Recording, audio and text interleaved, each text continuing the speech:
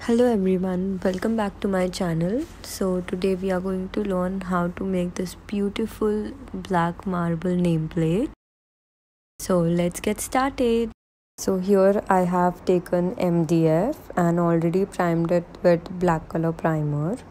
On top of it, I'll be adding a black color resin and hardener mixture.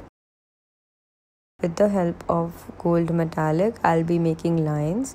Now, as you can see, we have not added anything in gold metallic powder. We are using it directly on the base. With the help of heat gun, I am mixing it so to give it more like marble effect. Using sandpaper of 120 grit to rough the base so that it is ready for clear pour of resin. This is optional. You can skip the clear pour of resin and sanding part.